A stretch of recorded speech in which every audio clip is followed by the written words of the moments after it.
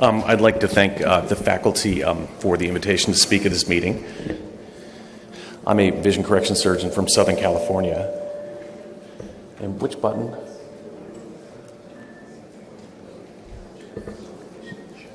Anyone know which button? Forwards?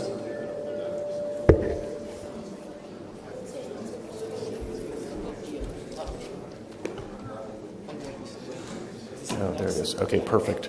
And I'm going to talk about combined intacs and epithelium on cross-linking. So as we all know, cross-linking is used to stiffen the cornea and prevent progression. And intacs are used to change the shape of the cornea and regularize it, hopefully giving the patient better vision or better contact lens fit. Let's talk first about epithelium on cross-linking that I'm currently doing as part of the combined procedure. In the U.S., it's not FDA approved. We have a hospital-approved IRB under which we're doing the cross-linking portion of the treatment. We started this study back 2 years ago, and I'm the medical monitor of a 10-site study. And what we're doing is comparing continuous versus pulsed UVA. Essentially, we use 18 milliwatts per cubic centimeter, so about 6 times the Dresden protocol in terms of power, but we use it for 5 minutes, and either 5 minutes straight or 1 minute on, 1 minute off 5 times. Same total dosimetry as the Dresden study. My technique is to take a WEC that's soaked in proparacaine and basically move it around the cornea for about 10 seconds to loosen up the epithelium and allow for better penetration of the riboflavin, which is applied once a minute for 30 minutes. I always take the patient to the slit lamp to verify there's riboflavin in the anterior chamber, meaning we know it's in the corneal stroma. We then do 5 minutes of radiation at 18 milliwatts per cubic centimeter. We continue to drip the riboflavin while we're doing the light. And then we place a bandaged contact lens on the eye for typically 3 or 4 days. So I use cross-linking for essentially any keratoconic or cone suspect aged 12 to 40 to prevent progression of the disease state. I will not, however, use it on patients who have best corrected vision better than 20/20 because of the very small risk of a corneal haze, although we certainly haven't seen this in our epithelium on study. We also use it for patients that have diurnal fluctuation after RK, as well as post-LASIK ectasia. And in the literature, it's well documented that cross-linking is safe and effective with over 95% of patients having long-term stabilization of their ectatic disease. So the circumstance in which I offer patients combined cross-linking and intacs are patients with moderate to severe keratoconus with best corrected vision of 20/40 or worse and age 40 or younger. If they're over 40, there's really no purpose in cross-linking them since they often auto-cross-link from ultraviolet light. We also will only do patients who have myopia of 6 diopters or greater because of the flattening effect we get.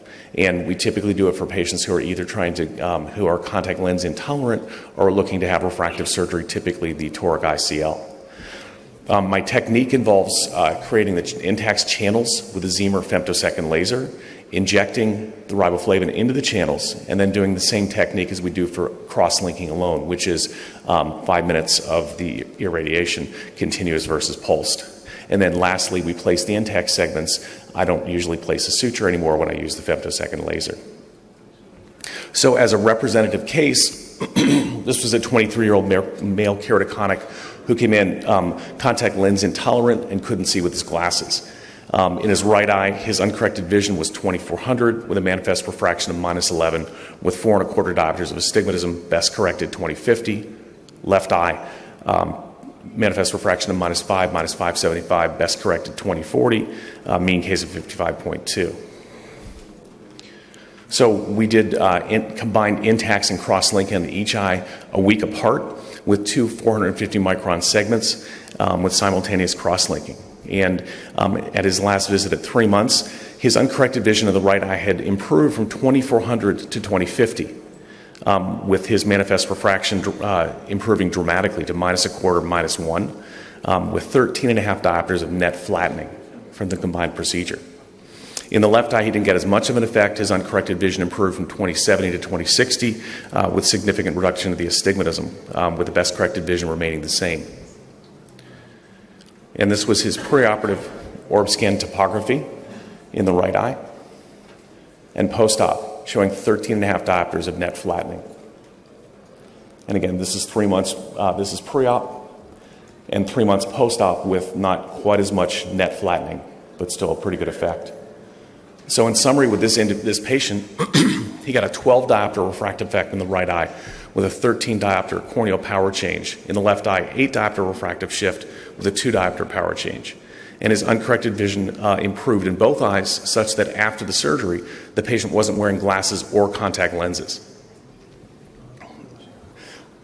Let me talk for a moment about my combined cross-linking and intact results.